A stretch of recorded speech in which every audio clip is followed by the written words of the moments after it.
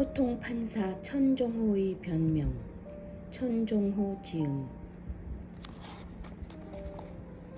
심호흡 크게 하고 새로운 길을 나섭니다. 꿈에도 생각지 않던 소년 재판을 맡게 된 후 지난 8년간 아이들만을 바라보며 걸어왔습니다. 그런데 다시 꿈에도 생각지 못한 인사발령으로 사랑하는 아이들 곁을 떠나게 되었습니다. 2018년 2월 법원 정기인사로 소년 재판을 떠나게 되어 언제 다시 소년 재판으로 복귀할지 기약할 수 없게 된 까닭입니다.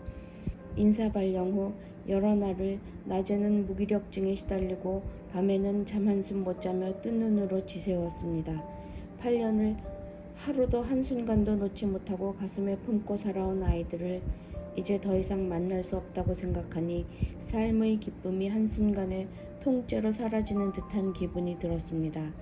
가슴 한쪽이 뻥 뚫린다는 말이 단지 수사적 표현이 아님을 온몸으로 실감하였습니다. 2010년 2월 소년 재판을 맡았을 당시 소년 재판은 대한민국 재판 절차에서 가장 후진적인 영역이었습니다. 관심이 집중되어 있는 수도권과는 달리 지방의 소년 재판은 사정이 더욱 열악하였습니다.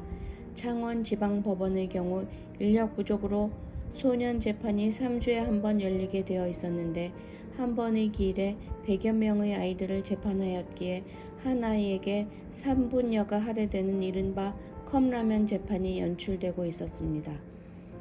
이런 현실이기에 아이들은 법정에서 아무런 경각심도 느끼지 못하고 있었습니다. 그리고 법정 밖에서도 제대로 된 감호를 받지 못하고 있었습니다. 그럼에도 비행과 재비행으로 인한 책임은 모두 그들 자신만의 책임으로 전가되고 있었습니다. 이러한 현실을 그대로 지켜볼 수가 없어서 지난 8년간 소년 재판 제도와 그를 둘러싼 환경을 개선하기 위해 동분서주해 왔습니다. 가시적인 성과도 있었습니다만 아직까지 많은 부분이 개선되어야 하는 형편입니다.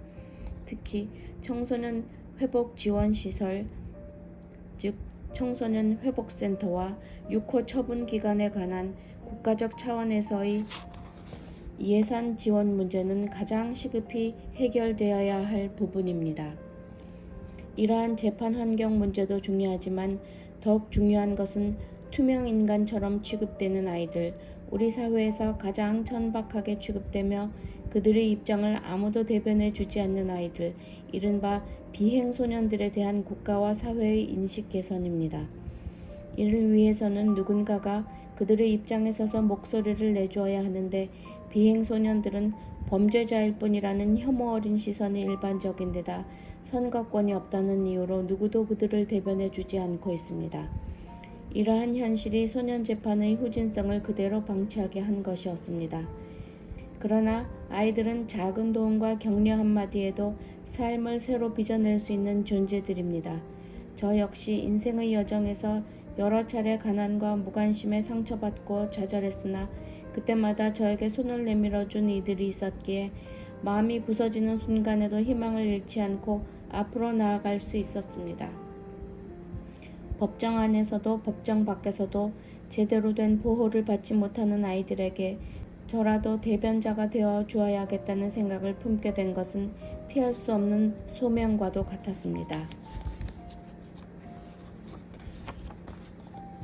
사고무탁 신세가 되어 공원에서 노숙 생활을 하다가 더는 버틸 수 없는 지경에 이르자 어려울 때 연락하라던 제 말이 생각나서 밤새 걸어 법원으로 찾아온 소년이 있었습니다.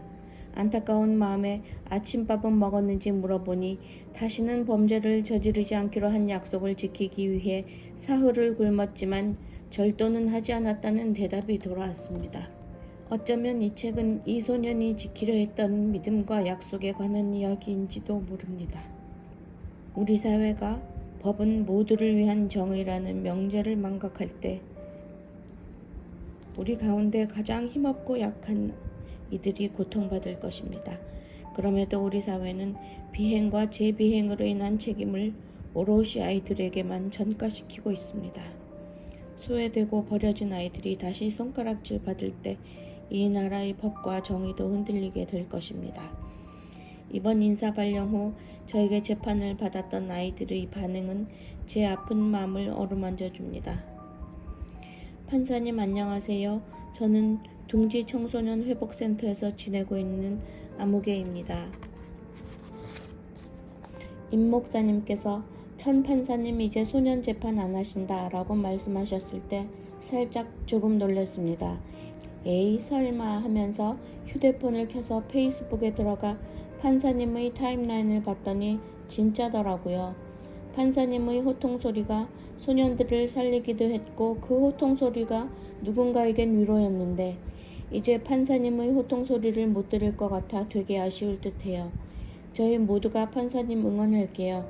그러니까 우리 소년들 못 보더라도 항상 웃으면서 일해주세요. 우리들이 힘들지 않게, 걱정 못하게, 안 하게. 저는 판사님께서 어딜 가시든지 지금처럼 열심히 일하실 거라 믿습니다. 천정호 판사님, 이 말만은 잊지 말아주세요. 판사님은 영원한 우리들의 아버지라는 말이요. 그리고 판사님이랑 약속한 것들 꼭 지키겠습니다.